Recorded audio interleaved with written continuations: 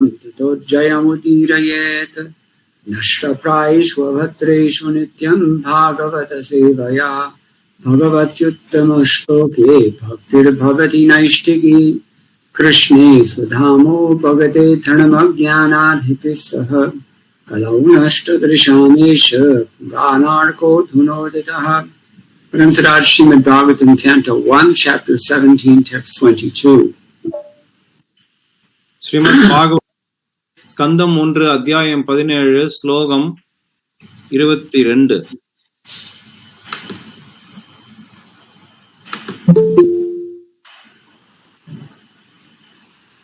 राजोवाच धर्मं प्रवीशि धर्मज्ञा धर्मोऽसि वृषरूपधृक् यद् धर्मकृतः स्थानं तु च कस्यापि तद्भवेत्.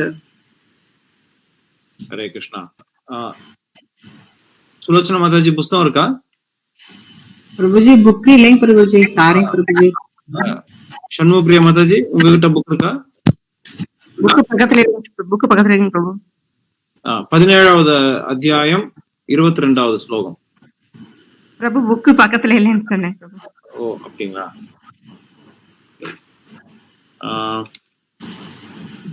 ஹரே கிருஷ்ணா பிரபுஜி. உங்ககிட்ட இருக்கா புஸ்தகம்? இருக்கு பிரபுஜி.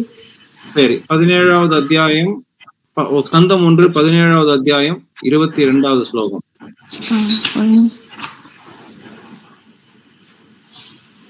எடுத்துட்டேன் பிரபுஜி. வாசிக்கலாமா? வாசிக்க ஆரம்பிங்க. மொழிபெயர்ப்பும் பொருளுரையும் வாசிங்க. அரசர் கூறினார், தர்மரிந்தனி ஒரு எருதின் வடிவத்தை தாங்கியிருக்கிறாய். மேலும் அதர்மம் செய்தவனுக்கு ஏற்படும் நிலை அதை குறித்து பேசுவனுக்கும் ஏற்படும் என்ற தத்துவத்திற்கு ஏற்பவே நீ பேசுகிறாய். நீ தர்ம தேவதையை அன்றி வேறு யாருமே இல்லை. பொருளுரை: ஒருவர் ஆதரவாளராகவோ அல்லது விஷமியாகவோ இருப்பதற்கு ஒருவரும் நேரடியான பொறுப்பாளி அல்ல என்பது ஒரு பக்தரின் முடிவாகும். பகவானின் அனுமதியே இதற்கு காரணம் என்பதே அவர் அறிவார். ஆனால் லாபம் நஷ்டம் ஆகிய இரண்டும் பகவானால் அளிக்கப்பட்டதவே என்ற அவர் கொள்வதால் அவை பகவானின் கருணையே என்று அவர் ஏற்றுக்கொள்கிறார். லாபத்தை பொறுத்தவரை அது பகவானால் அனுப்பப்பட்டதென்பதை யாரும் மறுக்க மாட்டார். ஆனால் நஷ்டத்தை பொறுத்தவரை பகவான் எப்படி இரக்கமில்லாமல் அவரது பக்தனை பெருந்துன்பத்தில் ஆழ்த்தி விடுகிறார் என்று சந்தேகம் ஒருவருக்கு ஏற்படக்கூடும். இயேசு கிறிஸ்து அறியாத மக்களால் சிலுவையில் அறையப்பட்டு பெரும் துன்பத்திற்கு ஆழ்ந்தபோது காணப்பட்டார். ஆனால் தீங்கிழைத்தவர்களிடம் அவர் சிறிதும் கோபப்படவில்லை. இதுவே அனுகூலமான அல்லது அனுகூலமற்ற ஒன்றை ஏற்றுக்கொள்ளும் முறையாகும். எனவே ஒரு பக்தருக்கு விஷமியை அல்லது தீங்கு செய்தவனை அடையாளம் காண்பவனும் அந்த விஷமிக்கு சமமான பாவம் செய்தவனாகவே தெரிகிறான். பகவானின் கருணையால் பக்தன் எல்லா தீமைகளையும் பொறுத்து கொள்கிறான்.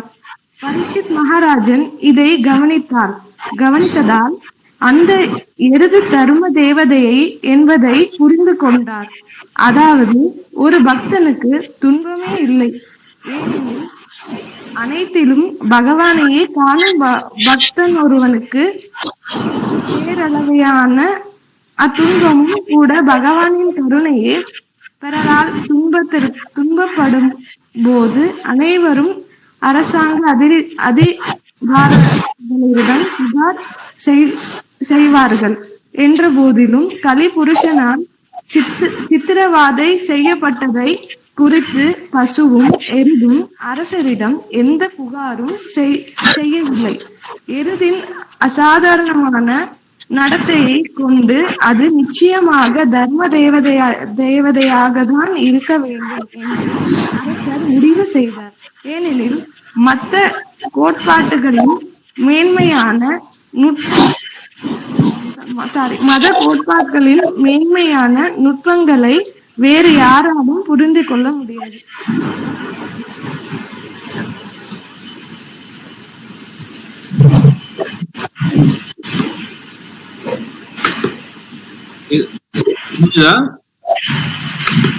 முடிஞ்சிருச்சு பிரபுஜி. ஹரே கிருஷ்ணா.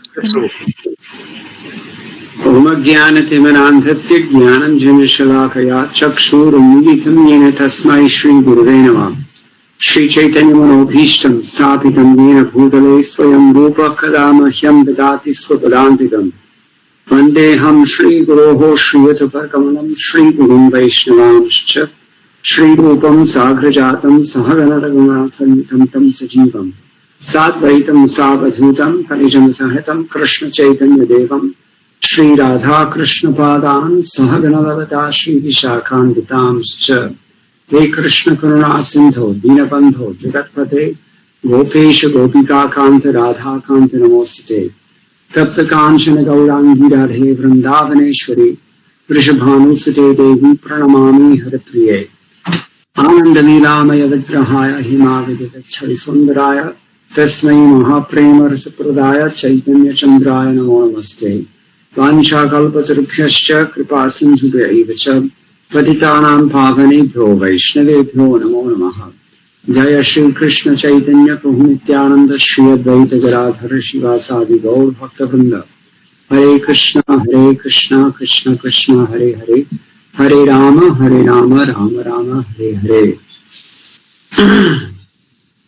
मद्गवीरपि गोपालस्वी कुर्यात् कृपया यदि तदेवासान्वयः पीत्वा ऋषिस्तत्याजनाः। So this verse has several instructive aspects to it. இந்த ஸ்லோகத்திற்கான கருத்துல பலவிதமான கட்டளைகளும் கோட்பாடுகளும் நமக்கு நிரம்பி இருக்கிறது. Obviously, we will need to consider what our predecessor acharyas have also said. நிச்சயமாக நம்மளுடைய முந்தைய ஆச்சாரியர்கள் இத பத்தி என்ன சொல்லியிருக்காங்கங்கறத நம்ம கவனிக்கிறது அவசியம். Sridhar Swami writes, "Anirdharitam iva bruvan ghatakam janannapi nasuchye ityevam rupam dharma bravishi ato dharmosi." You are talking as if it's not very clear who the perpetrator is here, but you know very well who is the killer, and yet still you don't say anything. In this way, you're speaking dharma, and therefore you yourself are dharma. Sridhara சுவாமி ஆச்சாரியர், நம்மளுடைய ஆச்சாரியர் ஸ்ரீதர சுவாமி இதற்கு விளக்கம் அளிக்கையில் என்ன அதை வர்ணிக்கிறார் என்றால், பரீட்சித் மகாராஜர் தர்மரை காளையை பார்த்து, நீங்க எதுவுமே தெரியாத மாதிரி நீங்க பேசுகிறீர்கள், உங்களுக்கு எதுவும் அறியாத மாதிரி, ஆனா உண்மையில நீங்க பேசியது தர்மம் தான். அதன் மூலமாக நீங்க என்ன நிரூபித்து விட்டீர்கள் என்றால், நீங்களே தர்ம ஸ்வரூபம் என்பதை நிரூபித்து விட்டீர்கள். Suchaneko dosha ityaha yaditi sthanam narakadi. In the second half of the verse beginning with the word yet, he explains the flaw of pointing out other people. இந்த ஸ்லோகத்துல ய அப்படிங்கிற வார்த்தையை வைத்து இரண்டாவது பாகத்துல ஸ்லோகம் ஆரம்பிச்சிருக்கு. அதன் மூலம் அவர் என்ன சொல்றாருன்னா, இதன் மூலம் மற்றவர்களை சுட்டி காட்டுவது என்பதை குறிக்கிறது. And according to Sridhar Swami also, I mean all the acharyas really, they say the same thing. Sthanam, the word sthana, place, means narakadi, hell and wherever else you might go. ஸ்தானம் அப்படிங்கிற வார்த்தை இங்க எல்லா ஆச்சாரியர்களும் ஒரே மாதிரிதான் சொல்லியிருக்காங்க. அதாவது நரக்கம் போன்ற பல இடங்களை குறிக்கிறது. எங்க நம்ம செல்வோமோ அந்த இடத்தை குறிப்பது. Now, Sridhar Swami's commentator Vamshidhara, he quotes a Smriti text about this. Sridhara சுவாமியினுடைய விளக்கத்திற்கு விளக்கம் அளித்துள்ள வம்சீதரர் ஒரு ஸ்ருதி ஸ்லோகத்தை முன்வைத்து அதை விளக்குகிறார். மேலும் असत्कृतम धर्मम तो वदन्नर्धम अवाप्नुयात् इति स्मृति प्रोक्त धर्म ग्राहितत्वात्. This is because if we accept what the smriti declares. I'm not able to understand the full part of that. He's saying that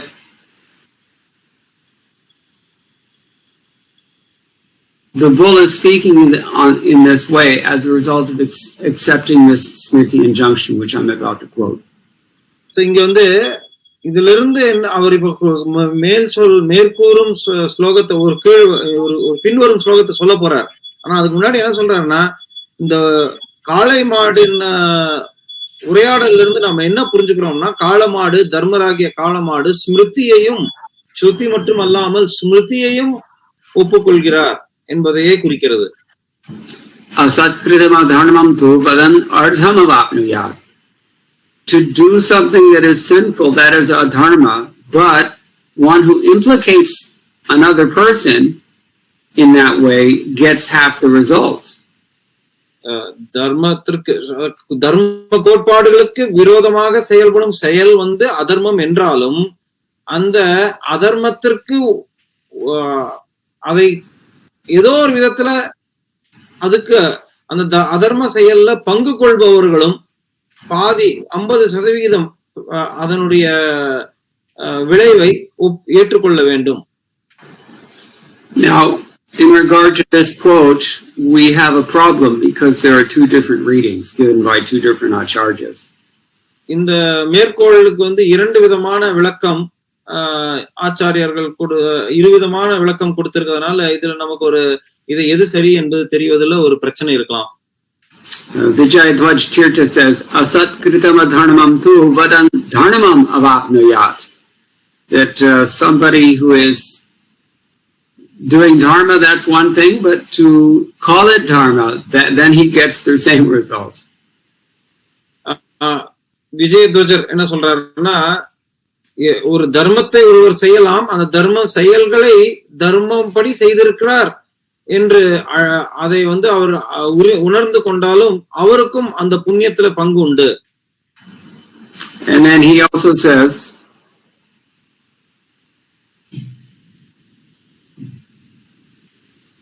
yada dharma krita sadbhir nasavachya kathanchana. Those who are gentlemen, learned persons, they don't say anything. Even if some injustice has been done there, they remain quiet. அதனால சாஸ்திரத்தை அறிந்த மிக நேர்மையான நேர்த்தியான மனிதர் ஒருவர் கணவான், அவர் எவ்வாறு இருப்பார் என்றால், அவருக்கு எதிராக குற்றம் இழைக்கப்பட்டாலும் அதை பற்றி அவர் எதுவும் சொல்ல மாட்டார், அமைதியாக அதை ஏற்றுக்கொள்வார். So we have a difference of opinion among these two acharyas. இங்க இருக்கக்கூடிய இரு ஆச்சாரியர்களுடைய விளக்கத்தை பார்த்தால் நமக்கு வந்து ஒரு கருத்து பேதம் இருக்கும் போல தோன்றுகிறது.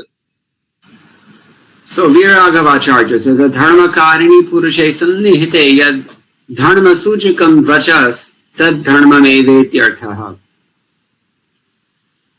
Standing in front of the evildoer, what you said indicates only dharma. Veeraraghavachariar இதற்கு விளக்கம் அளிக்கையில், ஒருத்தர் வந்து தவறு இழைக்கும் ஸ்தானத்துல இருக்கார், அவர் முன் நீங்க எது வந்து தர்மத்தை கூறுகிறீர்களோ அதுதான் தர்மம். यदि अस्मात् धर्मकृतो धर्मकारिणः स्थानं प्राप्यं स्थानं यत् सूचकस्यापि तत् स्थानं भवेत्. पतेत इत्युक्त्वा पतिष्यतीति शास्त्राद् इति भावः. The idea here is that we hear from Shastra that one who points out another person, he's fallen, that person himself will fall down. மேலும் அவர் விளக்கறச்ச என்ன சொல்றாருன்னா, சாஸ்திரங்கள்ல வாக்கியங்கள் என்ன சொல்றதுன்னா, யார் ஒருவர் இன்னொருத்தரை பார்த்து நீ வந்து பாவி அப்படின்னு சுட்டி காமிச்சா, எதிர்காலத்துல சுட்டி காட்டுபவரும் அதே பாவத்திற்கு பலியாகி பாவி ஆவார் என்பதே பொருள். And this is because of the same reason. The person who is implicating another person or accusing another person, you might say, he gets the same destination as the wrongdoer. ஏன்னா இன்னொருத்தர் வந்து தப்பு செய்யறார் அப்படின்னு சொல்லி அவருக்கு பழி சுமத்த அவரை சுட்டி காட்டுபவரும் எதிர்காலத்துல அதே பாவத்திற்கு ஆளாவார் என்பதே கருத்தாகும். Stone commentator of the Nimbarka Sampradaya, Shukadev, he says, "Hey dharma, ye pratyaksha pramana prapte ghadake sannihite ki hey upadeya pakshadvaya garbham paradosha-rahitam satya vachanatmakam dharmam pravichi ato dharmosi dharmadhishtatri devataruposi suchine doshamaha adharma krito adharmakarino yannarakadi sthanam tatsuchukasyapi bhavet." Honor of dharma. Even with the killer directly visible in front of you, you speak dharma with words full of truth and without blaming anyone else. So you are dharma yourself, the presiding deity of dharma. நிம்பார்க்கர் சம்பிரதாயத்தை சேர்ந்த சுகதேவர் அப்படிங்கிற ஆச்சாரியர் அவர் என்ன சொல்றாருன்னா, ஒருத்தர் முன்னாடி அவன் தப்பு இழைத்தவனாக இருந்தாலும் அவன் முன்னாடி நீங்க வந்து தர்மத்தை கூறினால், அதாவது அவனை ஒரு நபரை மட்டும் பழித்து சொல்லாமல் தர்மம் என்ன என்பதை கருத்தை வெளியிட்டால் அதுதான் தர்மம். And he says there's fault in pointing at others. அதே சமயத்துல மற்றவர்கள் மீது அதை பழியை சுமப்பது இல்லை அவர்களை சுட்டி காட்டுவது, அதுல வந்து ஒரு குறைபாடுகள் நிச்சயம் உண்டு. Whatever hell the evildoer goes to, even someone who points out the wrongdoing also goes. ஒருவர் வந்து தவறை இழைக்கிறார், அவர்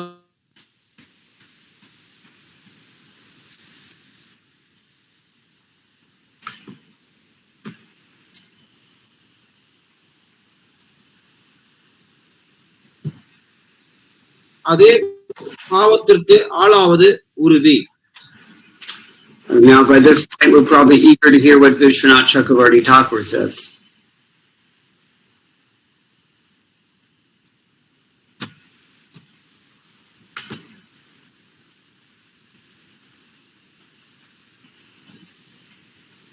Can you hear me? Yes, Prabhu. Okay. So let's hear what Vishwanath Chakravarti Thakur says. I am mam niraparadhamapi tadayatiti mai rajni vaktum arhan api prishtopi yanna bravishi yato dharma kartur yat sthanam suchakasyapi tatkim punar abhidayakasya atastvam sakshat dharma eva mayanumitaha. You should tell me, after all I'm the king, when asked who has beat you like this, even though you're offenseless, but you don't say anything. Krishna சக்கரவர்த்தி doctor என்ன சொல்றார், பரீட்சித் மகாராஜர் வந்து காளையை நோக்கி சொல்றார், நான் உன்னுடைய அரசன், நீ குற்றமே இல்ல, குற்றம் இழைக்காத அப்பாவி, இருந்தாலும் நான் வந்து யார் உனக்கு குற்றம் இழைத்தார் என்று கேட்டால் அந்த வினாவிற்கு நீ சரியான விடை அளிப்பது உன்னுடைய கடமை. ஆனா நீ எதுவுமே சொல்ல மாட்டேங்கிறிய. And this is because even an informant attains the same place as the performer of a dharma.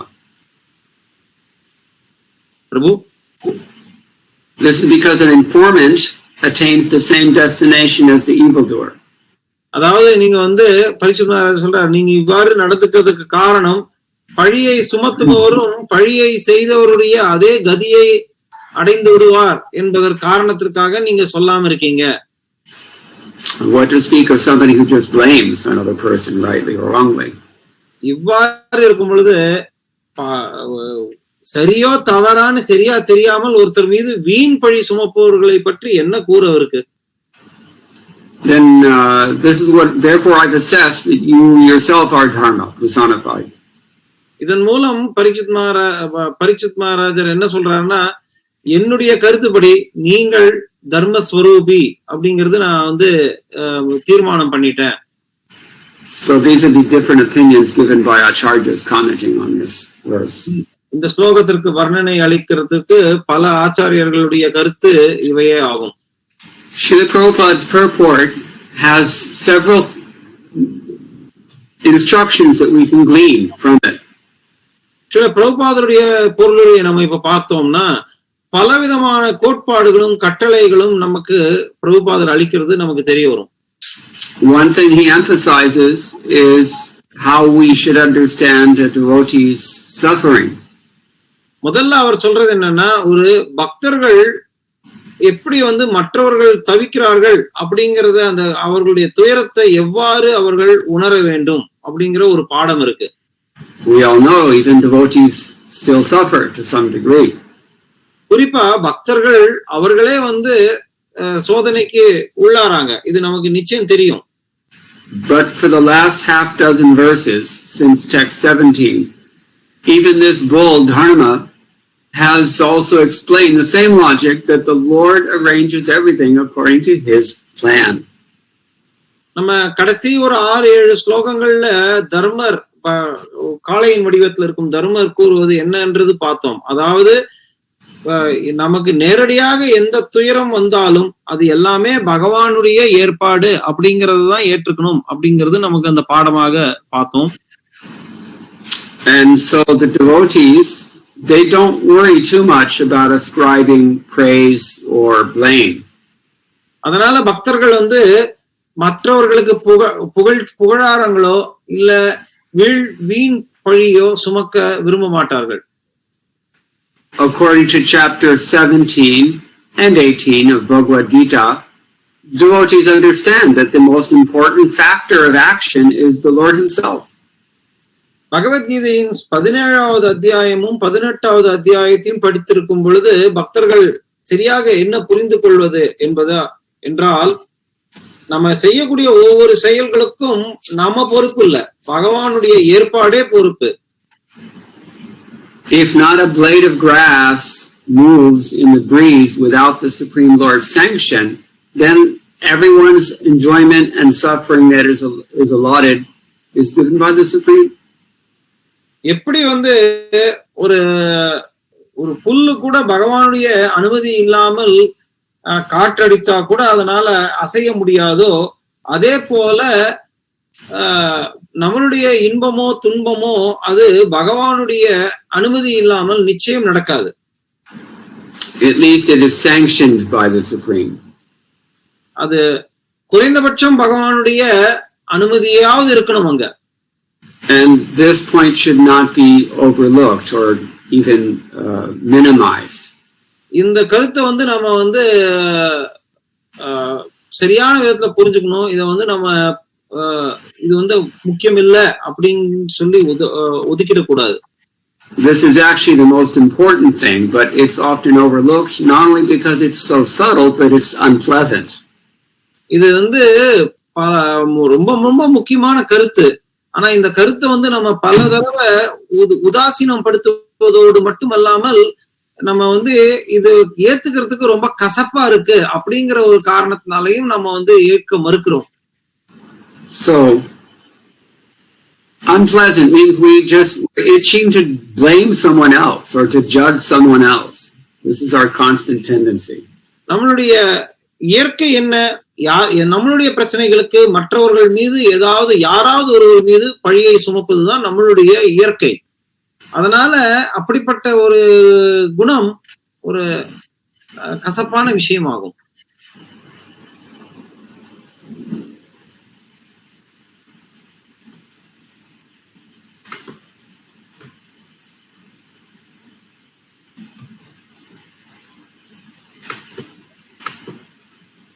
Radhe Radhe, can you hear me? Yes, Prabhu. We are okay. The other day when I fed Saraswati the cow, I saw that she was surrounded by monkeys on all sides. எனக்கு ஒரு சம்பவம் ஞாபகம் வருது. இங்க ஒரு பசு இருக்காங்க, அந்த பசுவின் பேர் சரஸ்வதி. அந்த சரஸ்வதிக்கு நான் பிரசாதம் அளிக்கையில் நான் என்ன கவனிச்சேன்னா, அந்த பசுவை சுற்றி குரங்குகள் நிரம்பி உட்கார்ந்து இருந்தது. And there were at least 2 or 3 monkeys sitting on top of Saraswati as well. நிச்சயம் 2-3 குரங்குகள் சரஸ்வதி மேலேயே உட்கார்ந்து இருந்தாங்க. But she wasn't making any attempt to get rid of them. She wasn't apparently bothered in any way by them. ஆனா அந்த பசுவுடைய இயல்பு எப்படி இருந்ததுன்னா, அந்த குரங்குகளை விரட்டவோ இல்ல குரங்குகளை துரத்துறதுலயோ கவனம் செலுத்தவில்லை. It's almost as if she accepted them as her children in exactly the same way that she accepts us as her children when we come to milk her. நம்ம எப்படி பசுவை பால் கறக்க போகும்பொழுது நம்மள குழந்தையாக கருதி நம்மள கிட்டக்க அணுக விடுறதோ, அதே போல இந்த குரங்குகளையும் அந்த பசு குழந்தையாக கருதி எதுவுமே விரட்ட முயற்சிக்கல, அனுமதிச்சு பக்கத்திலே இருக்க விட்டது. This is why we give so much respect to cows. இதன் காரணம் தான், இதுதான் முக்கியமான காரணம் ஏன் பசுக்களுக்கு நம்ம இவ்வளவு அதிக அளவுல மரியாதை கொடுக்கணும். And bulls, as we see in this case. வெறும் பசு மட்டுமல்ல, காளை மாட்டுக்கும் இதே அளவுக்கு நம்ம மரியாதை செலுத்த வேண்டும். I read one news report. There was a gentleman in America. He was mistakenly shot 5 times by the police in a case of maybe mistaken racial profiling. நாம சமீபத்துல ஒரு செய்தித்தாள்ல நான் என்ன படிச்சேன் அப்படின்னா, ஒரு போலீஸ் அதிகாரிகள் அமெரிக்கால போலீஸ் அதிகாரிகள் ஒரு நபரை தவறாக புரிஞ்சின்று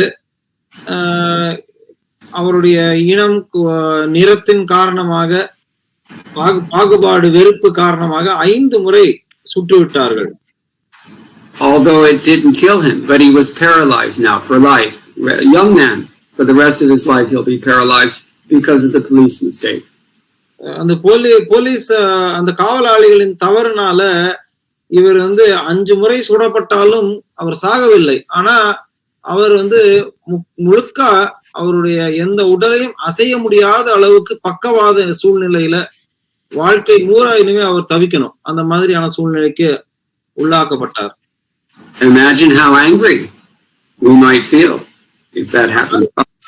அந்த மாதிரி சூழ்நிலை நமக்கு நடந்ததுன்னா நம்ம எவ்வளவு கோபத்துல இருப்போம் நினைச்சு பாருங்க. But he's not going out and starting some kind of social activist movement, and he's not pressing charges, and he's not complaining about his fate. அந்த நபர் நான் என்ன படிச்சேன்னா, அவர் அந்த இதற்காக அவர் மத்தவங்க முன்னாடி போய் சண்டை போட்டோ இல்ல வழக்கு தொடுத்தோ இல்ல அந்த போலீஸ் மீது தண்டனை கொடுங்கன்னு மன்றாடியோ அவர் செய்யவில்லை. It's not an easy thing to be a police officer also. அதே சமயத்துல ஒரு காவல் அதிகாரியாக பொறுப்பை ஏற்றுக்கொள்வது அவ்வளவு சுலபமான பொறுப்பு அல்ல. Sometimes they will kill you as well. நம்மள கூட அவங்க கொன்னுடுவாங்க இல்ல சில சமயங்கள்ல. And they haven't mistaken your identity. அவங்க ஏன்னா நம்மளுடைய அடையாளத்தை சரியா புரிஞ்சுக்காத காரணம் தான். So tolerance is a very important thing we have to learn. சகிப்புத்தன்மை என்பது மிக அத்தியாவசியமான ஒரு தன்மையை என்று நம்ம உணர்வது அவசியம். And it explains why the Lord sometimes arranges circumstances that force us to tolerate. How do you learn a difficult lesson without suffering? இங்க என்ன, அதாவது ஒரு கடுமையான பாடம் மூலம்தான் மிக கடினமான பாடத்தை கூட அந்த கடுமையான சம்பவத்தின் மூலம் நம்ம கற்றுக்கொள்ள வேண்டும் அப்படிங்கிறதுதான் பகவானுடைய எண்ணம். அதனாலதான் பகவான் அப்படிப்பட்ட கடுமையான சூழ்நிலைகளை நமக்கு கொடுக்கிறார். This verse also concerns judging others, the question of judging others. இந்த ஸ்லோகத்தின்படி பார்த்தோம்னா எப்படி மற்றவர்கள் மீது நம்ம எடை போடுவது, அவர்களை பத்தி நம்ம எடை போடுவது, அதை பத்தியும் இங்க சொல்லப்பட்டிருக்கு. And especially if we consider the ambiguous Smriti injunction that's quoted by Vamshidharacharya as well as Vijayadhwaj-tirtha, there's a few different instructions we might take from this. இப்போ வம்சீதர ஆச்சாரியரும் ஜெயத்வஜ தீர்த்த ஆச்சாரியரும் அவர்கள் சொன்ன கருத்துப்படி மற்ற ஆச்சாரியர்கள் கூறிய கருத்திற்கு கொஞ்சம் மாறுபட்டு இருக்கும் கருத்து. இவ்வாறு அந்த இரு மாறுபட்ட கருத்துக்களை ஏற்றுக்கொள்ளும் பொழுது அதிலையும் நம்ம சில பாடங்களை கற்றுக்கொள்ள முடியும். one very obvious thing is do not criticize others. ரொம்ப வெளிப்படையா தெரிய வருது என்னன்னா நம்ம மற்றவர்களை வந்து குற்றம் சொல்லக்கூடாது. Srimad Bhagavatam 11th canto chapter 28 first text, Lord Krishna tells Uddhava,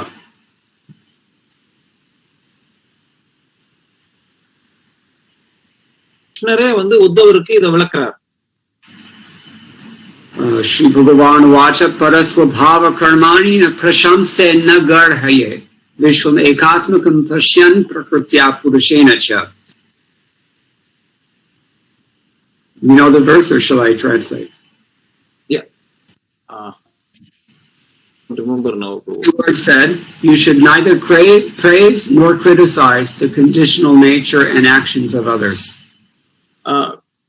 ஆத்மாக்களுடைய செயல்களை நம்ம வந்து புகழவும் கூடாது, இகழவும் கூடாது அப்படின்னு கிருஷ்ணர் சொல்றார்.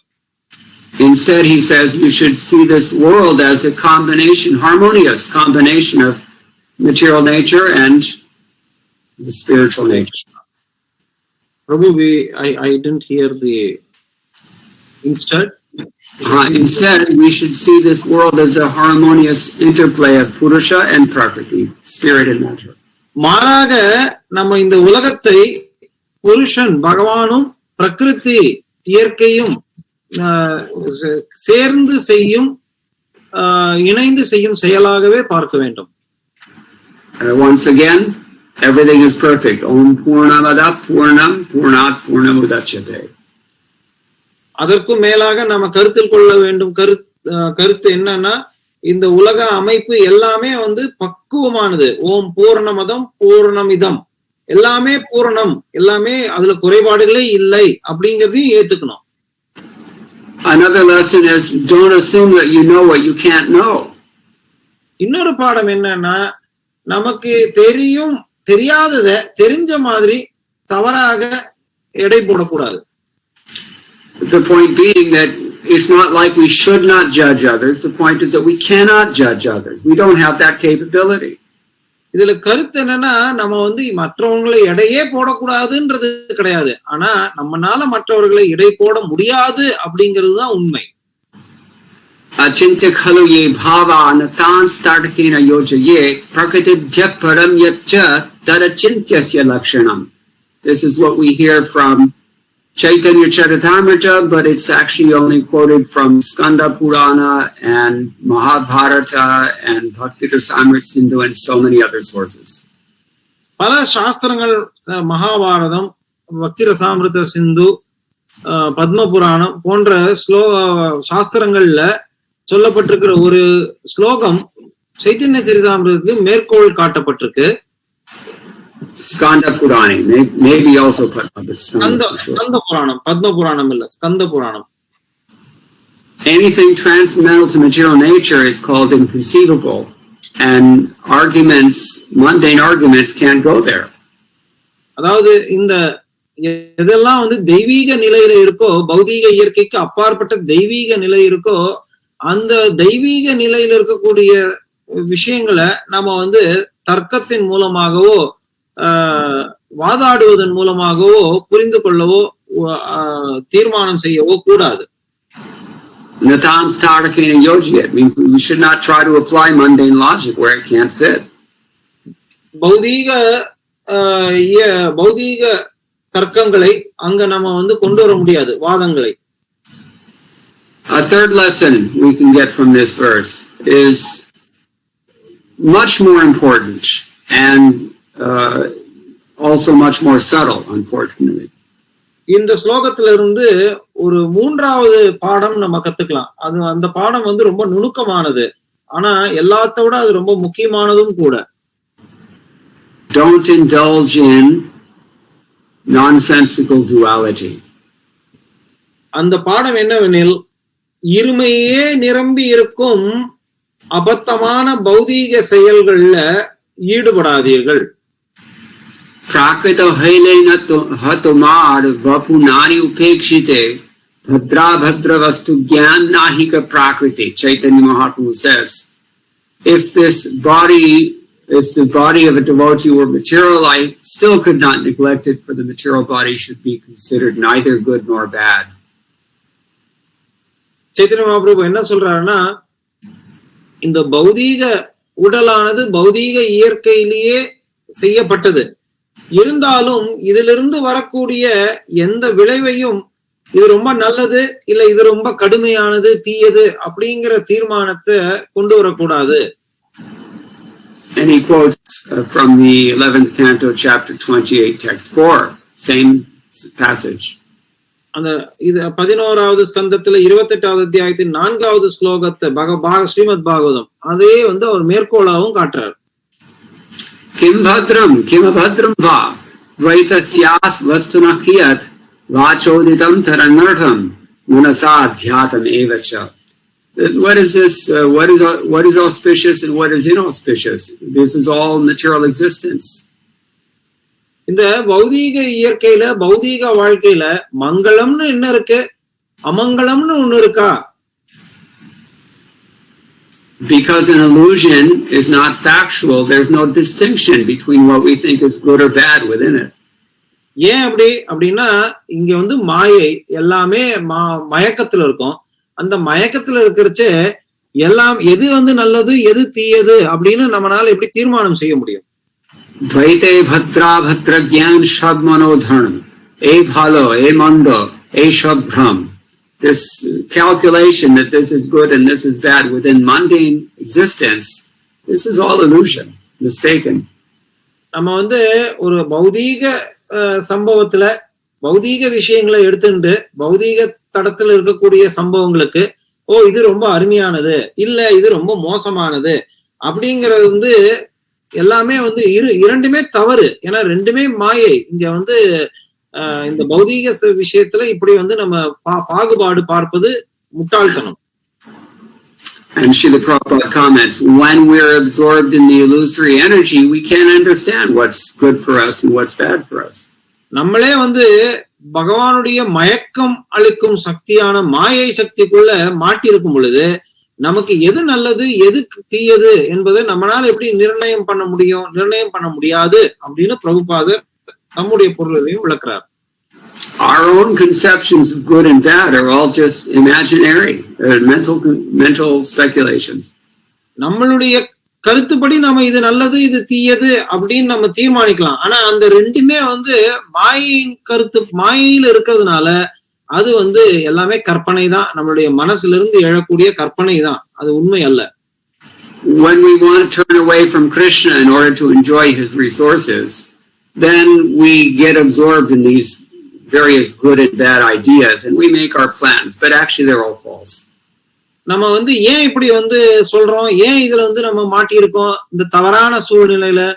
அதாவது நம்ம கிருஷ்ணர்கிட்ட இருந்து விலகி ஓட பாக்குறோம். அந்த விலகி எதுக்காக விலகி ஓடுறோம்? நம்ம புலன் இன்பத்தை தேடி விலகி ஓடுறோம். இந்த புலன் இன்பத்தை தேடி கிருஷ்ணரை விட்டு மறந்து விலகி ஓடும் பட்சத்தில் அது நன்மையா இருந்தா என்ன தீமையா இருந்தா என்ன அது எல்லாமே உண்மை அல்ல. அதனால அது மிகப்பெரிய கற்பனை. So getting out of this kind of illusion is actually the prime necessity of human life, and therefore it's emphasized in Ishopanishad mantra 3. அதனால ஈஷோபனிஷத் மந்திரம் 3வது மந்திரம் என்ன சொல்றதுன்னா, இந்த இருமையிலிருந்து விலகி நம்ம வெளியேறுவதே வாழ்க்கையின் முக்கியமான குறிக்கோள் அப்படின்றத நமக்கு பாடம் புகுத்துகிறது. I recommend reviewing that purport by His Divine Grace Srila Prabhupada. இந்த ஈஷோ உபனிஷத்திற்கான அந்த 3வது ஸ்லோகத்தின் பொருளுரைய நம்ம நிச்சயம் பார்க்கணும் அப்படிங்கிறது தான் என்னுடைய கருத்து. He gives very sobering instructions there. I'm not able to do the presentation here for some reason, Prabhu. If you want me to read something, I can read and translate. I have it in front of my computer. Yeah, mantra 3. You can just read it. Asurya nama te loka. That shloka, Prabhu. Yes. You want me to? Yeah, just translate. You can read it. Okay. இந்த ஸ்லோகத்துடைய மொழிபெயர்ப்பு என்னன்னா, ஆத்மாவை கொல்லக்கூடியவன் யாராக இருந்தாலும் அவன் நம்பிக்கையற்றோர் வாழும் உலகத்திற்குள் நுழைவது, நம்பிக்கையற்றோர் வாழும் இருளான அறியாமையாக இருக்கக்கூடிய உலகங்களில் நுழைவது உறுதி. In his commentary, Bhaktivinoda Thakur quotes from Srimad Bhagavatam, 3rd Canto, chapter 23, text 56. 23வது ஸ்கந்தத்தின் 3வது ஸ்கந்தத்தின்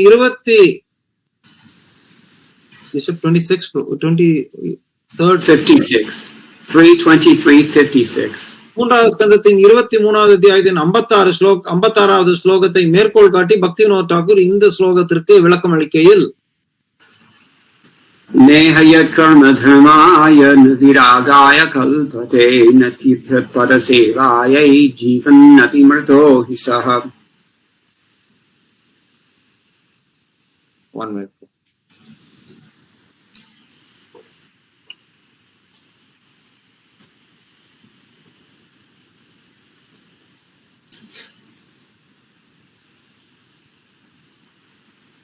ஹரே கிருஷ்ண பிரபு. நீங்க யாருடைய பணி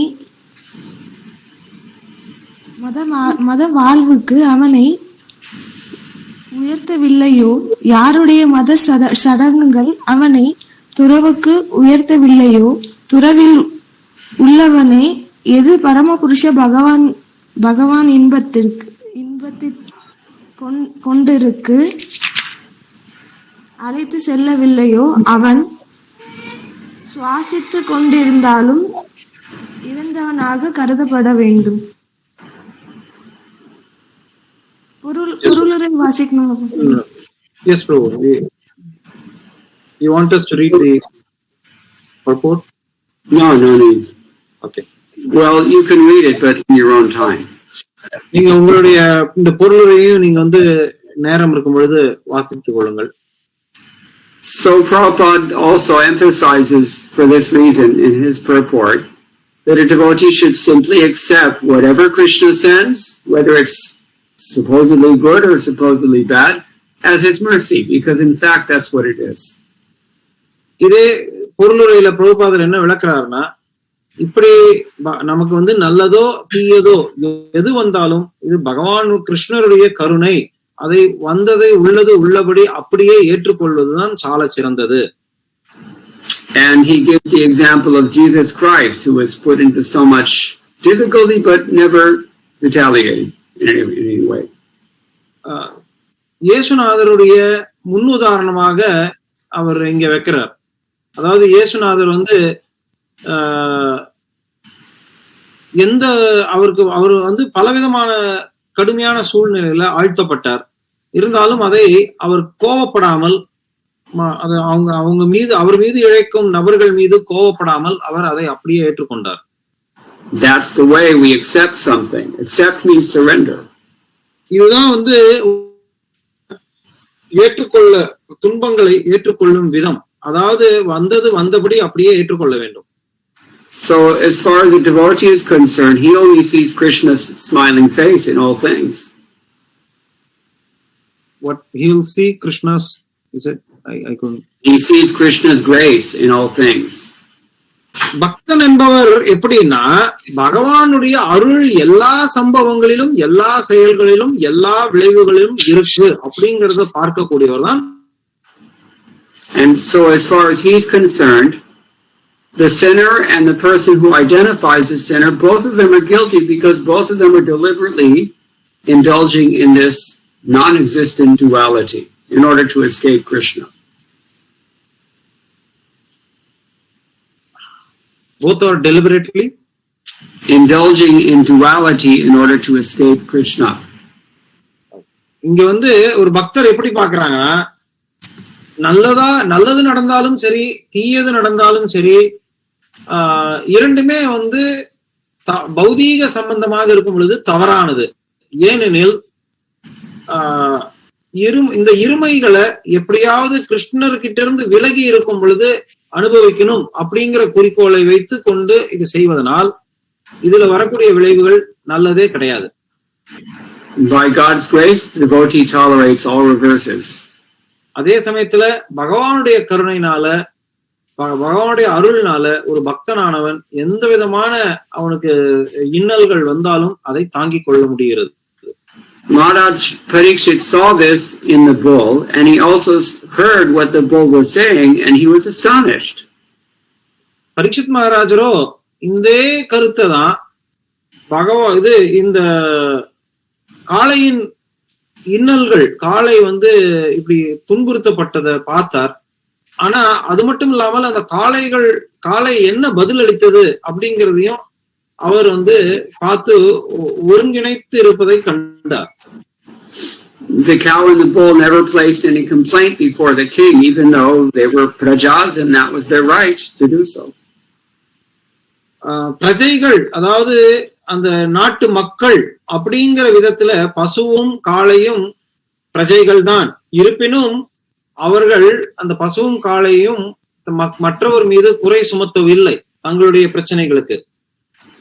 So when the bull spoke this verse, Maharaj Parikshit concluded, this person is not an ordinary person.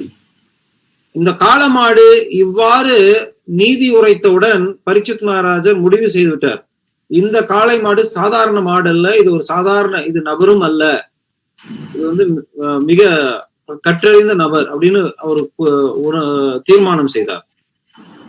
This bull not only understands the Dharma Smriti injunction not to implicate others, but this bull also understands the finer point of Bhagavat Dharma.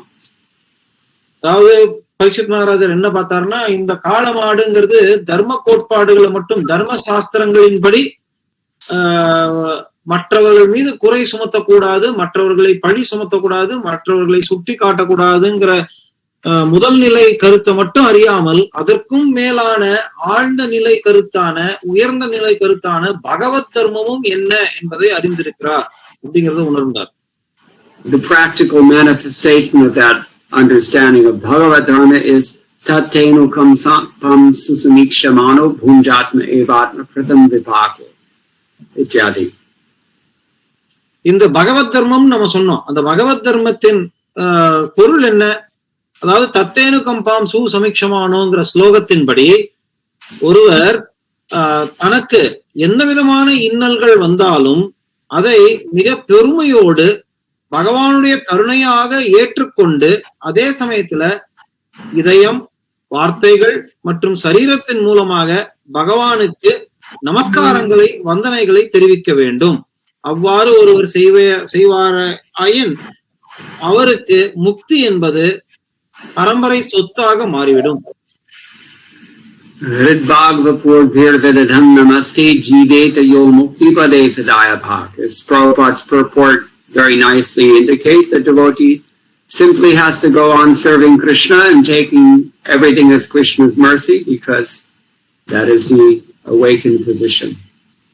எவ்வாறு அந்த பக்தர் முக்தி அடைகிறார்னா, அவருக்கு எந்த விதமான இன்னல்கள் வரும் பொழுதும் இதயம், வார்த்தைகள் மற்றும் சரீரத்தின் மூலம் பகவான் கிருஷ்ணருக்கு சேவை செய்து கொண்டிருக்க வேண்டும்.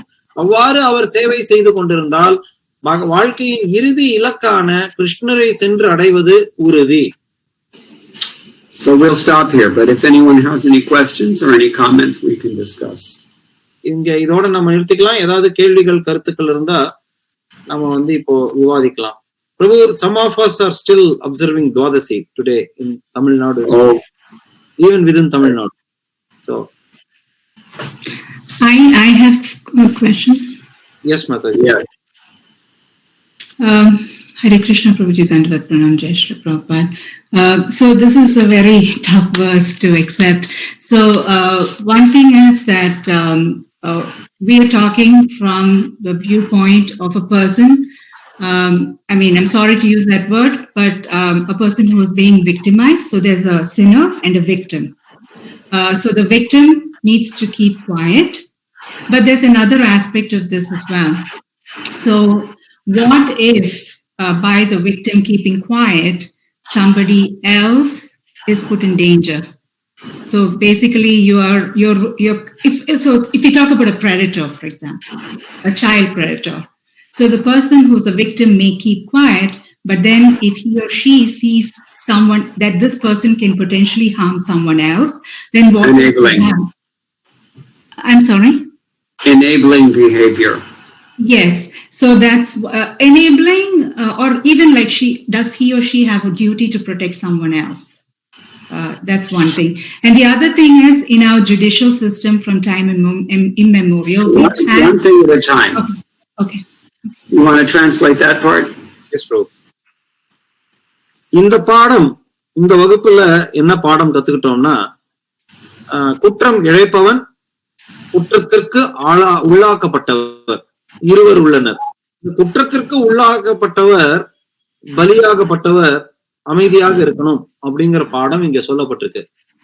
ஆனா இவருடைய அமைதியினால அந்த குற்றம் இழைத்தவரோ இல்லது மற்றவர்களோ தொடர்ந்து மற்றவர்களுக்கும் இந்த குற்றத்தை இழைக்கலாம். அதன் மூலம் இவருடைய அமைதி மேலும் குற்றத்தை வளர்ப்பதற்கு காரணமாகி விடாதோ? அதை எவ்வாறு புரிந்து கொள்வது?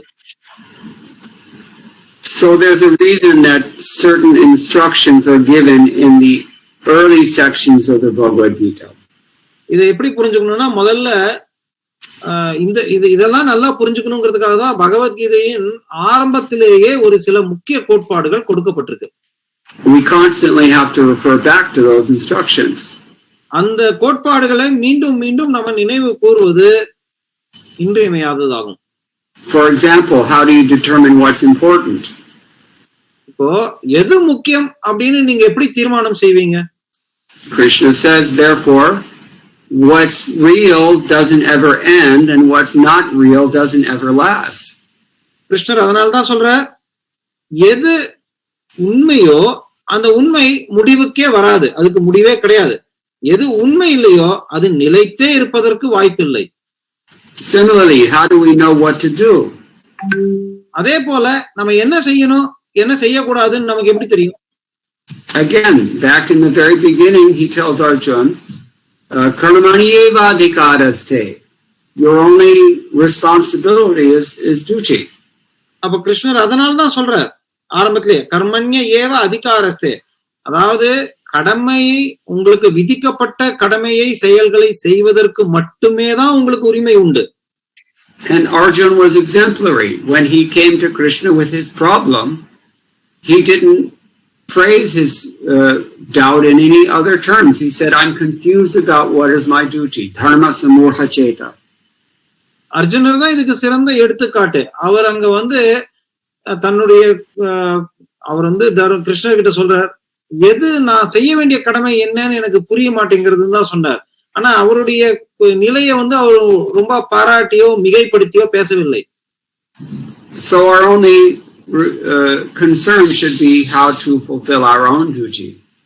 அதனால நம்மளுடைய கடமை என்ன அப்படிங்கறத அறிந்து நம்மளுடைய கடமையை மட்டுமே நம்ம செய்யறதுல கவனமாக இருப்பதுதான் நம்மளுடைய உண்மையான கடமை. Now, unfortunately, that's a very big topic. Dharma is not an easy thing to understand. ஆனா தர்மங்கிறது அவ்வளவு சுலபமாக புரிந்து கொள்ளக்கூடிய தலைப்பு அல்ல. அதுதான் துரதிர்ஷ்டமான சூழ்நிலை. There is sadharana dharma, which is things that are obligatory for all of us to do. சாதாரணமாக தர்மம், அதாவது சாதாரண தர்மம்னா அனைவரும் நிச்சயம் கடைபிடிக்க வேண்டிய கடமைகள்னு ஒண்ணு இருக்கு. And then there are specific dharmas that are individualized for each of us. ஒவ்வொருத்தருக்கும் தனிப்பட்ட முறையில கடமைகள்னு ஒதுக்கப்பட்டிருக்கு. அந்த கடமைகளும் நம்ம என்னன்னு தெரிஞ்சு அதன்படி நடக்குவது இன்றியமையாதது. So especially if we forget the early lessons of Bhagavad Gita, it becomes confusing. இப்ப இந்த மாதிரியான ஆரம்ப நிலை பாடங்களை, பகவத்கீதையில இருக்கிற ஆரம்ப நிலை பாடங்களை நம்ம மறந்தோம்னா நமக்கு நிச்சயமே குழப்பம் ஏற்பட வாய்ப்பு உண்டு. And that's why by chapter 4 Krishna is advising you need to find a guru. அதனாலதான் கிருஷ்ணர் 4வது அத்தியாயத்துல வந்த உடனே அர்ஜுனர் சொல்றார், நீ ஒரு குருவை அணுகுவது இன்றியமையாததாகும். A guru can help us to understand what to do, what not to do in a given time, place and circumstance, because there's always a desha kala patra. அந்தந்த நேரம், காலம், இடம், பொருள், ஏவல் இதற்கு தகுந்த மாதிரி என்ன செய்யணும் என்ன செய்யக்கூடாதுங்கிறது ஒரு குருனால கண்டுபிடிச்சு சொல்ல தெரியும். So we don't want to enable abuse of other persons. Certainly we don't. நிச்சயம் நம்ம அமைதியை காக்கணுங்கிறதுக்காக ஒரு குற்றத்தை மற்றவர்கள் மீது அவர்கள் தொடர்ந்து செய்யட்டும்ங்கிறதுக்காக நம்ம அமைதியாக இருக்கணும்னு சொல்ல வரல. But neither can we assume the position of a Shasta, chastiser, if that's not our position. அதே சமயத்துல நமக்கு தண்டனை அளிப்பவருடைய நிலையை நம்ம எடை போடக்கூடாது. அதுக்கு நமக்கு தகுதியும் அல்ல. Maharaj Parikshit was the Shasta and he was prepared to chastise Kali when he saw the abuse. உண்மையிலேயே கண்டிக்கும் நிலையில இருப்பவர் மகாராஜர் பரீட்சித் தான்.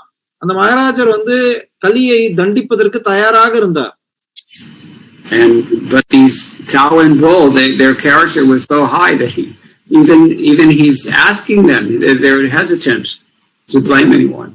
ஆனா இந்த பசுவும் காளையும் எவ்வளவு உயர்ந்த நிலை இருக்கோ, மகாராஜ பரீட்சித்தர் கேட்கிறார், யார் உனக்கு குற்றம் அளித்தார்னு.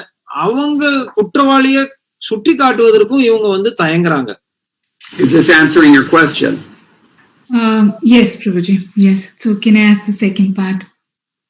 So the other part is that, from time immemorial in our judicial system, we've had a sakshi, a witness.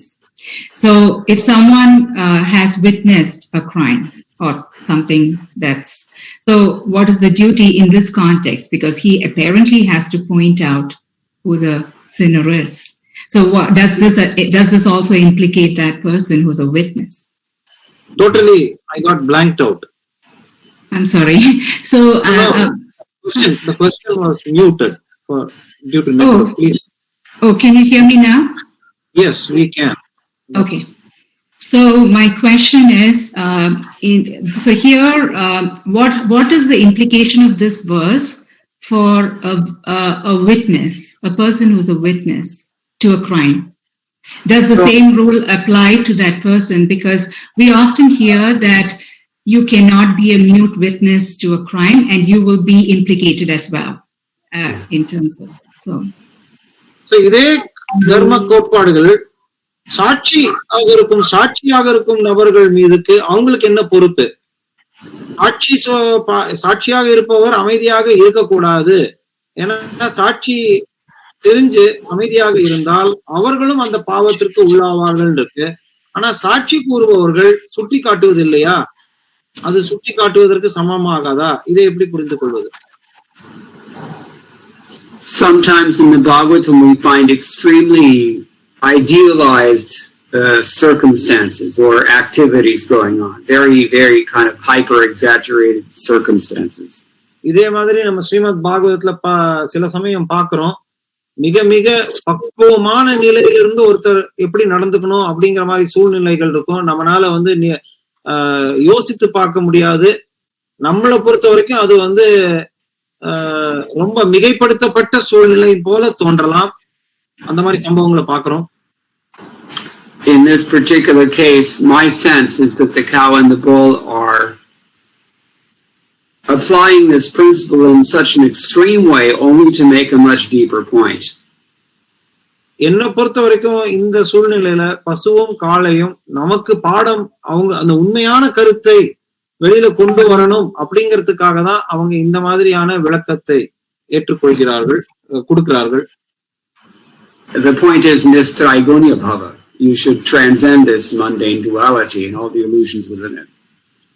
உண்மையான கருத்து என்ன? நம்ம எப்பொழுதுமே நிஸ்திரைகுண்ய பவ, அதாவது நடக்கக்கூடிய சம்பவங்கள்லாம் பௌதீகமாக நடக்கும் பொழுது அந்த பௌதீக கருத்துக்களுக்கும் அப்பாற்பட்டு நாம புரிந்து கொண்டு விளங்க வேண்டும், திகழ வேண்டும் அப்படிங்கறதுதான் கருத்து.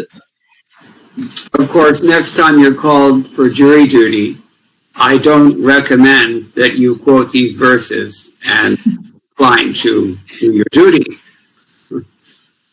அமெரிக்கால பொதுவா மக்கள் பொதுமக்கள் கூட அவங்க நீதி கூறும் பொறுப்பை ஏற்றுக்கொள்வதற்கு அழைக்கப்படுவார்கள். அதனால நீங்க அழைக்கப்பட்டால் நான் இந்த ஸ்லோகங்களை சொன்னேன் அப்படிங்கிற கருத்தை வச்சுக்கிட்டு நீங்க இம்மாதிரி செயல்பட வேண்டும் என்று நான் பரிந்துரைக்க மாட்டேன். once you're called as a witness, then it becomes your duty to point out what happened. நீங்க சாட்சி கூறுங்க அப்படின்னு சொல்லி உங்களை கூப்பிட்டாங்கன்னா நீங்க வந்து என்ன நடந்ததோ உள்ளது உள்ளபடி சுட்டி காட்டுவது இன்றியமையாததாகும். Otherwise they'll stay quiet. Otherwise they will keep mum. இல்லன்னா அவங்க வந்து அமைதியாக தான் இருப்பாங்க. Is that okay? Yes, Prabhuji, thank you very much. Okay, so any other questions? வேற யாருக்காவது ஏதாவது கேள்விகள் கருத்துக்கள் இருக்கா? இன்றைய ஸ்லோகமானது கொஞ்சம் ஹரே கிருஷ்ணா பிரபு. சொல்லுங்க பிரபு. இப்ப நம்ம வந்து ஃபேமிலியில இருக்கவங்களே வந்து மத்த வேற யாராவது ஃபாலோ பண்ணும்போது நம்ம அந்த வழியில போகாத, அவங்க கிட்ட இந்த குறையெல்லாம் இருக்கு, அவங்க வந்து கிருஷ்ணா கான்சியஸ்ல அதாவது வேதிக் இதுல வந்து இல்ல அவங்க அப்படின்னு நம்ம குறைகளை சொல்லித்தான் வந்து அங்க போகாதீங்கன்னு சொல்றோம். அந்த மாதிரி சொல்லலாமா? இல்லப்பா நம்ம வீட்டுல we point out to them, don't go in that direction, follow especially Krishna consciousness. Can we instruct them, especially if they are in a little superior position too? A wife, what is the duty of a wife to a husband in this kind of? Very nice question. மிக அருமையான கருத்து கேள்வி. This as I said, my sense is that in this passage of the Bhagavatam, the situation is a little bit exaggerated in order to make this point. என்னுடைய கருத்து என்னன்னா, இந்த ஸ்லோகமானது ஒரு உயர்ந்த கருத்தை நமக்கு மிக எளிதான முறையில கொடுக்கணுங்கிறது ஒரு முயற்சி. அதுக்காக இங்க வந்து சற்றே மிகைப்படுத்து இதனுடைய சூழ்நிலை அப்படிங்கறத நான் முதல்ல புரிஞ்சுக்கிறேன். But especially as parents or superiors, we have to guide those who are our subordinates. நம்ம பெற்றோர்களாக இருந்தோம்னா நமக்கு கீழே நம்மளை சார்ந்திருக்கும் நபர்கள், அவர்களுக்கு நம்ம வழிகாட்டுவது மிகவும் இன்றியமையாதது. The best thing a parent can do is to teach a child how to use their own discrimination between what is elevating and what is not elevating. மிக சிறந்த பாடம் ஒரு பெற்றோர் தன்னுடைய குழந்தைக்கு என்ன சொல்லிக் கொடுக்கலாம்னா, அந்த குழந்தைக்கு எது வந்து நம்மள உயர்த்தக்கூடியது, சிந்தனைகள் எல்லா விதத்திலையும் உயர்த்தக்கூடியது, எந்த செயல்கள் நம்மளை தாழ்த்தி விடும் அப்படிங்கிற பாகுபாடு செய்யக்கூடிய தன்மையை கற்றுக் கொடுப்பது. A parent or a teacher is someone who turns a child into an adult. பெற்றோர்களாக இருந்தாலும் சரி, அவர்கள் வாத்தியார்களாக இருந்தாலும் சரி, அவர்களுடைய கடமை என்ன? ஒரு குழந்தையை ஒரு முழு நபராக மாற்றுவது, உயர்த்தும் நிலை. And an important part of that is to help that child to learn how to use their own discriminative values. இதுல முக்கியமான கருத்து என்னன்னா, அந்த குழந்தைக்கு நம்ம கற்றுக் கொடுக்க வேண்டியது பாகுபடுத்தும் திறன். அத வந்து அவர்களுக்கு நம்ம கற்றுக் கொடுக்கணும். And choose the association carefully. உங்களுடைய choose association carefully. இதுக்கு முக்கியமானது வந்து நம்மளுடைய சங்கத்துல நம்ம எந்த சங்கத்தை எடுக்கிறோம், யாருடைய சங்கத்தை மேற்கொள்ள வேண்டும், அப்படிப்பட்ட சங்கத்தை வந்து நம்ம நிச்சயம் தேர்ந்தெடுப்பது, சரியான விதத்தை தேர்ந்தெடுப்பது, கவனமாக தேர்ந்தெடுப்பது அவசியம். It's kind of like physics. We're dealing with changing values when you're dealing with children as they're growing up. இங்க வந்து ஒரு எப்படி நம்ம வந்து ஒரு கணக்கு பாடம், வேதியியல் பாடம் படிக்கிறோம்னா, அதுல வந்து பல சூத்திரங்கள் இருக்கும், அதுல வந்து பலவிதமான கணக்குகள் வந்து மாறிண்டே இருக்கும் ஒவ்வொரு. சோ அது மாதிரி வாழ்க்கையும் இங்க பசங்களோடய நம்ம இருக்கும் பொழுது அவங்களுக்கு ஒவ்வொரு சமயத்துல ஒவ்வொரு தேவைகள் மாறிக்கொண்டே இருக்கும். அதுக்கு தகுந்த மாதிரி நம்ம வந்து பாடங்களை புகுத்த வேண்டும். So until children develop the abstract intelligence that allows them to do that, then we have to provide the guidance very carefully. குழந்தைகள் தாமாகவே இந்த பாகுபடுத்தும் திறனை வளர்த்து கொண்டு அதை செயல்படுத்தும் திறன் வராத பட்சத்தில் வரும் அதுவரைக்கும் நம்ம வந்து அவங்களுக்கு வழிகாட்டியாக இருந்து அவர்களை வழிநடத்த வேண்டும். But IQ is not enough. EQ is also necessary. Emotional quotient, right? Yes. அதாவது புத்திசாலித்தனம் மட்டும் முக்கியம் இல்ல, உணர்ச்சிகளும் முக்கியம். So Srila Prabhupada said, from early childhood, from up to 5 years, you just let children go wild. Whatever they want to do, let them do it. பிரபுபாதர் இதுக்கு ஒரு வழி சொல்லும் பொழுது 5 வயது வரை ஒரு குழந்தைய கண்டிக்கவே கண்டிக்காதீங்க, என்ன செய்யறதோ செஞ்சுட்டு போட்டோம், என்ன வேணா செய்யுங்க. What they can learn at that age is that you are feeding them, you are protecting them, you love them. அந்த 5 வயசு வரைக்கும் அது என்ன கத்துக்கிறதுனா, என்னுடைய தாய் தந்தையர் என்னை எப்பொழுதுமே எனக்கு உணவு அளிக்கிறார்கள், அவர்கள் என்னை எப்பவுமே காப்பாத்துறாங்க, என்ன வந்து எல்லா விதத்திலையும் பாதுகாக்கிறாங்க, அதுதான் புரிஞ்சுக்கும். From 5 to 10 or 11, you have to discipline very strictly. 5ஆம் வயதிலிருந்து 11ஆம் வயது வரைக்கும் மிக கடுமையாக அவர்களை வந்து நம்ம வழி நடத்தணும். But still very lovingly. அதே சமயத்துல அன்போடு தான் அதை செய்யணும். Now, when they get to teenage years, then you realize they don't listen anymore. அவங்க வந்து 13, 12, 11 வயதை தாண்டிட்டாங்கன்னா அவங்க உங்க பாடங்கள் எல்லாம் உங்ககிட்ட எல்லாம் சொல்றபடி எல்லாம் கேட்க மாட்டாங்கன்றத நீங்க முதல்ல உணரணும். And this is why the intelligence has to be trained in the formative years, but so they process that properly. அதனாலதான் 11 வயதுக்குள்ளேயே அவர்களுடைய அறிவுத்திறனை நம்ம வந்து நல்லா வளர்த்து விட்டு அந்த அறியும் ஆராயும் திறனை அவங்க கிட்ட நம்ம வளர்க்க வேண்டும். So Prabhupada said you can only be their friend at that point once they're teenagers. அவங்க 12 வயது அடைஞ்சிட்டாங்கன்னா அவங்க கிட்ட நீங்க நண்பர்களாக தான் பழக முடியும். The gurus become their peers, especially older peers. அவங்க வளர வளர குருமார்கள் கூட அவர்களுக்கு சமமாக தான் நடந்து கொள்ள வேண்டும். Then it's too late for you to discipline.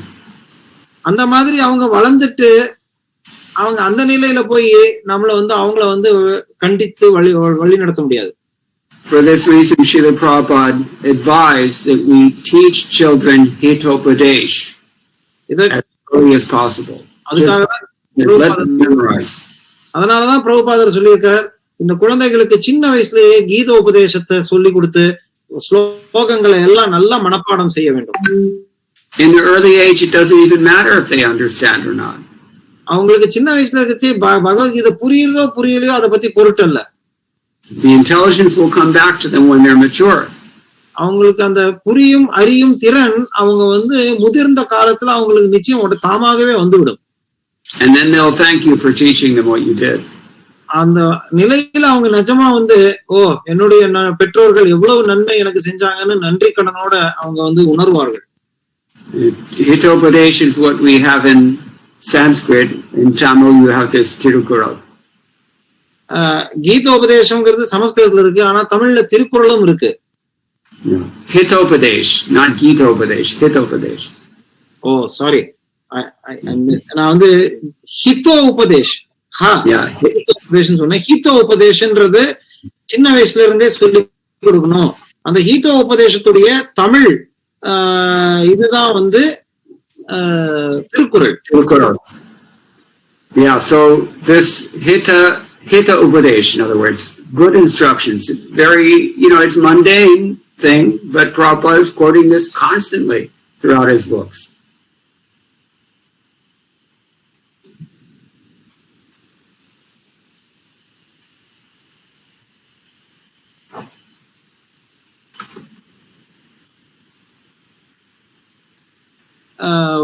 இன்று அதை வலியுறுத்தி விளக்குகிறார். Can you hear me? Yes, Prabhu. So, Prabhuji, your voice is breaking intermittently. We couldn't hear the translation.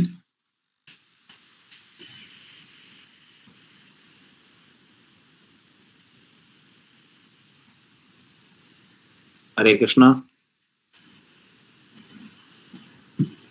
Radhe Radhe. Hare Krishna, Prabhu. So you got that, or I think she wants you to repeat.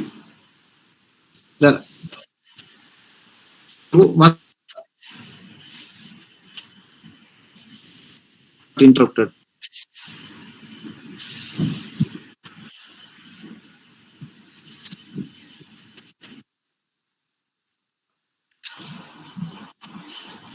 எங்களுடைய voice கேட்கலையா? ஹரே கிருஷ்ணா. எந்த இடத்துல விட்டேன்?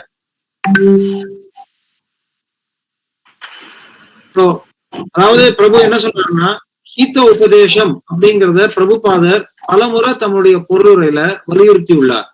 ஏன்னா ஹித அப்படின்னாலே நல்லது. அது சாதாரண தடத்துல இருக்கலாம், ஆன்மீக தடம் இல்ல. இருந்தாலும் ஆன்மீக தடத்துல இல்லாட்டாலும் அங்க இருக்கிற கோட்பாடுகள் நன்மை எது தீமை எதுன்னு தெளிவா சொல்றதுனால நம்மளுடைய திருக்குறளுக்கு சமம். சமஸ்கிருதத்துல ஹித உபதேசம், தமிழ்ல திருக்குறள் உண்டு. அந்த திருக்குறள்ல நம்ம படிக்கிறது இன்றியமையாதது, சொல்லிக் கொடுக்கிறது இன்றியமையாதது. The general content of both Tirukkural and Hitopadesh is more or less the same, and they're both based on Puranas and Vedas. திருக்குறளும் சரி ஹித உபதேசமும் சரி, அவை இரண்டுமே வேதங்கள் புராணங்கள் அதன் அடிப்படையில வைத்தே தமிழுடைய கோட்பாடுகளை அங்க வழங்கப்பட்டிருக்கு. அதனால அதுல இருக்கக்கூடிய பொதுவான கருத்துக்கள் அனைவருக்கும் பொருந்தும். The remarkable thing about this is that throughout all corners of India and throughout all of Indian history, we find surprisingly consistent instructions being given in this way, social instructions. இந்த சமூக ரீதியாக இந்தியாவுல குறிப்பா பாரத தேசத்துல பலவிதமான கோட்பாடுகள் இருக்கு, பலவிதமான சாஸ்திரங்கள் இருக்கு, ஆனா பலவிதமான நூல்கள் இருக்கு. இவை அனைத்தும் சமூக ரீதியாக ஒரு முறையான ஒரு ஒருங்கிணைந்த கருத்தையே சொல்றது. They embody the intelligence of an entire civilization. இந்த சமூகத்துல இருக்கக்கூடிய சமூகத்தோட ஒட்டுமொத்த அறிவுத்திறனையே இது வெளியில கொண்டு வருது. And they provide guidance for. அது மூலம் நமக்கு வழி நடத்துகிறார், இந்த நம்மளை வழி நடத்துகிறது. I hope that's answering the question. உங்களுக்கு Thank you, Prabhu. Okay, actually, there was one aspect of Mataji's question that didn't get translated, which is actually what she was asking us: when someone else is going in a different direction, he or she is following something else. There are certain things in that I don't know what you call that, like that school of in that school that is not appropriate. So is it okay to point that out? I think that part got left out in the translation. So basically, like, for example, Srila Prabhupada talks about Mayavadis and warns us against them, right? So she was asking if someone else is following something that's not good for them, can we point out what are the faults of that particular school of thought? Yes Prabhu, அவங்க சொல்றது correct தான். அதாவது நம்ம மத்தவங்களோட குற்றங்களை சொல்லி காமிச்சுதான் அவங்களை திருத்த வேண்டியதா இருக்கு, அவங்களை நம்ம வழிக்கு கொண்டு வர வேண்டியதா இருக்கு. அப்ப நம்ம என்ன பண்ணணும்? அவங்க குற்றங்களை சொல்லி காமிக்கத்தானே வேணும். அப்ப என்ன பண்றது? Yes, bro. What Kishori Mataji translated was accurate. Yeah, for your subordinates, you have to guide them properly. You have to tell them. That is the duty of a teacher or a parent. குறிப்பா அவர்கள் உங்களுடைய கட்டுப்பாடுல உங்களை சார்ந்து இருந்தா நீங்க சுட்டி காட்டுவது இன்றியமையாதது. Even if it's not, I want to say, very socially acceptable or even politically acceptable, you have to say this, you have to speak the truth. ஒரு சில சமயத்துல இந்த உண்மைகள் சமூக ரீதியாகவோ அல்லது அரசியல் ரீதியாகவோ சரியில்லை அப்படிங்கிற இதுல இருந்தா கூட நம்ம உண்மையை பேசுவது இன்றியமையாதது. As teachers and parents, we have to tell the truth to our subordinates. நம்மளை சார்ந்து இருப்பவர்களுக்கு நம்ம ஆசிரியர் என்கிற முறையிலும் பெற்றோர்கள் என்கிற முறையிலும் உண்மையை விளக்குவது இன்றியமையாதது. We have to guide them in such a way that they develop properly. அவங்களை நம்ம வழி நடத்துறது எதுக்காக? அவங்க முறையான விதத்துல வளரணும் அப்படிங்கிறதுக்காக. That is our duty as teachers and parents. அதுதான் நம்மளுடைய பெற்றோர்கள் ஆசிரியர்கள் அப்படிங்கிற நிலையில அது நம்மளுடைய கடமை. But our duty as disciples is that we have to faithfully repeat what we've heard from our spiritual masters without adding or subtracting anything. அதே சமயத்துல நம்ம இப்போ படிக்கிறோம், நம்ம படிக்கிற விஷயங்கள்ல நம்ம அப்போ ஒரு ஆன்மீக குரு கிட்ட இருந்து கத்துக்கிறோம். சோ நம்ம சீடர்கள்ங்கிற முறையில நம்ம என்ன கத்துக்கிட்டோமோ அதுல கழிக்காமலும் அதுல எதுலயும் அதுல இருந்து எதுவும் குறைச்சிடாம, அதுல இருந்து எதையும் கூடுதலா சொல்லாம, மிகைப்படுத்தாமல் உள்ளது உள்ளபடி நம்ம விளக்குவது அவசியம். If we neglect to repeat anything that we've received from Srila Prabhupada, then we become guilty of altering the character of the Sampradaya and the Guru Parampara. We change the trajectory. நம்ம வந்து ஸ்ரீல பிரபுபாதர் கிட்ட என்ன கேட்டோமோ அதை அப்படியே உள்ளது உள்ளபடி விளக்கலைன்னா நம்ம வந்து சம்பிரதாயத்தின் வழிமுறைகளை மாற்றினதுக்கும் சீர்கேடு அடைஞ்சதுக்கும் நம்ம வந்து அந்த குற்றத்துக்கு ஆளாகும். Tamal Krishna Goswami gave a very nice geometrical analogy to explain this. இத சொல்றதுக்கு தமிழ் கிருஷ்ண கோஸ்வாமி ஒரு கணக்கு ரீதியில பலவிதமாக ஒரு உதாரணத்தை காட்டுறார். If you have two parallel lines, they have to be absolutely parallel. இரண்டு கோடுகள் ஒன்றோடு ஒன்று ரயில்வே தண்டவாளம் போல இருக்குன்னு நினைச்சுக்கோங்க. அந்த தண்டவாளம் அந்த இரண்டு கோடுகளும் நிச்சயம் நேராக செல்ல வேண்டியது இன்றியமையாதது. It's not enough that they look parallel. வெறும் பார்க்கிறதுக்கு மட்டும் அந்த இடைவெளி சமமாக இருக்கிற மாதிரி இருந்தா போர்மானது அல்ல. Because any difference in the trajectory means that in due course of time those lines will be very far apart. அதாவது அவை இரண்டுக்கும் உள்ள இடைவெளிகள் எல்லா இடங்களிலும் சரியாக அதே கணக்குல இல்ல, கொஞ்சம் மாற்றம் இருந்தாலும் காலப்போக்குல அது தன்னை இரண்டு கோடுகளும் மேல மேல போக போக ஒன்றோடு ஒன்று போகாது, மிகவும் பிரிந்து சென்றுவிடும். And it's for this reason that Srila Prabhupada often said that whatever I'm giving you, I'm only repeating what I've heard from my Guru Maharaj. இதே காரணத்தை தான் பிரபுபாதர் மீண்டும் மீண்டும் என்ன சொல்றாருன்னா, நான் உங்களுக்கு என்ன இங்க சொல்லி கொடுக்குறேன், என்னுடைய குருநாதர் குரு மகாராஜர் அவர் என்ன சொன்னார், அவர்கிட்ட இருந்து நான் என்ன கேட்டனோ அதையே தான் அப்படியே சொல்லித்தரேன். So devotees in general also have this similar responsibility. பக்தர்களுக்கும் இந்த பொறுப்பு உண்டு, இதே போல நிச்சயம். That's another consideration.